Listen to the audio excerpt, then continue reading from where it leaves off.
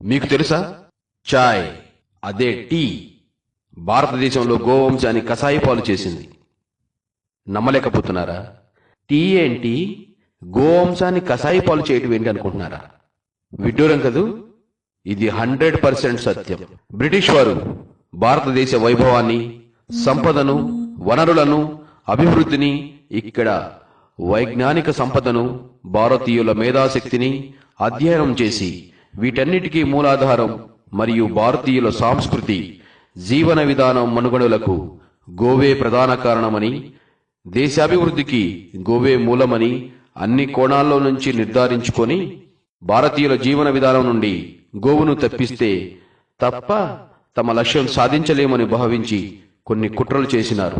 అందులో ఒకటి టీ పథకం ప్రకారం దేశంలోని గ్రామాల్లో, పట్టణాల్లోని చౌరస్తాల్లో ఉచిత ఛాయ్ పంపకం, ఫ్రీ టీ సెంటర్స్ ని ఏర్పాటు చేసి జనాలకు అలవాటయ్యే వరకు ఫ్రీ టీ సెంటర్లను నడిపినారు.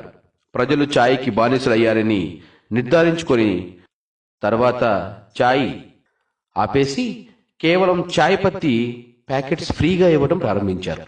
ప్రజలు వాటిని పట్టుకెళ్లి తమ తమ ఇళ్లల్లో టీ చేసి తాగితే దాని రుచి కోల్పోయి ఛాయ్ కుదరలేదు.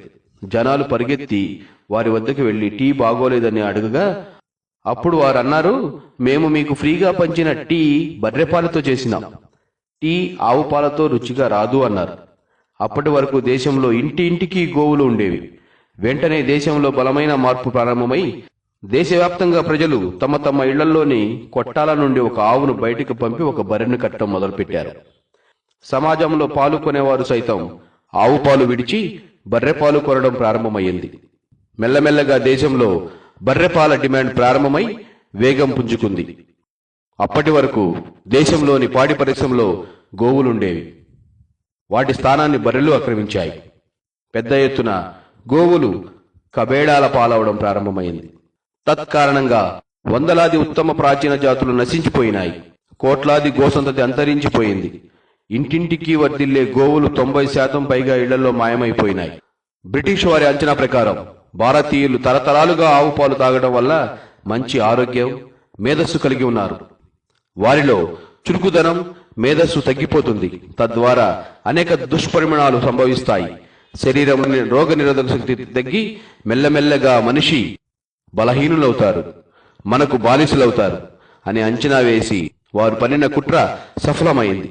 భారతీయుల ఇంటి నుండి గోవులను సడకులోకి తోసివేసిన పాపాన భారతీయుల ఆయుష్ 100 సంవత్సరాల నుండి ఆయు ప్రమాణం 60-70 సంవత్సరాలకు పడిపోయింది. ప్రతి ఇల్లు రోగాల కుప్పలగా తయారైంది. ఇంట్లో గోవులున్నంతకాలం అనారోగ్యం, బద్ధకం, గ్రహచార దోషణం, అకాల మృత్యువు, శత్రుపీడ, వాస్తు దోషం, దరిద్రం, రసాయనిక ఎరువులు ఉండేవి కావు. ఒక ఛాయ్ మూలంగా వ్యక్తి, కుటుంబం, గ్రామం, దేశం, అలాగే వ్యవసాయం, భూసారం, ఆరోగ్యం, ఉపాధి పతనమైపోయినాయి. ఛాయ్ పట్ల లోభం ఎంతో అనార్థానికి దారితీసింది. చాలా లోతుగా ఆలోచించి బ్రిటిష్ వాళ్ళు 16th century East India Company ఛాయ్ పత్తి వ్యాపారం పేరుతో ప్రవేశించి మనల్ని లక్షల సంవత్సరాల వెనక్కి నెట్టేసి అందిన కాడికి దోచుకుని వెళ్లిపోయారు. బ్రిటిష్ ఛాయ్కి పూర్వం దేశంలో అందరూ కేవలం ఆవు పాలే తాగేవారు.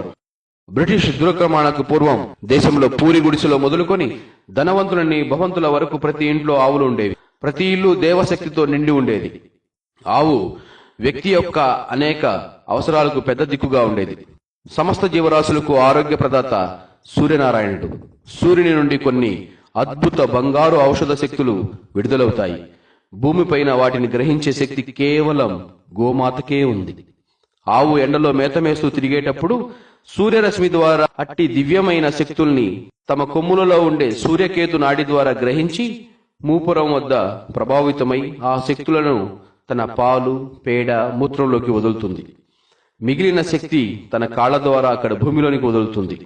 దేశవాళీ ఆవు పాలల్లో సూర్యుని యొక్క శక్తివంతమైన సూర్యకాంతి ఉంటుంది. అది మానవ శరీరానికి అత్యంత శక్తివంతమైన ఔషధ భండాగారం. పైగా ఆవు పాలు మానవ శరీరానికి కావలసిన అన్ని పోషకాలతో నిండిన సంపూర్ణ ఆహారం. ఇప్పుడు ట్రెండ్ మారింది.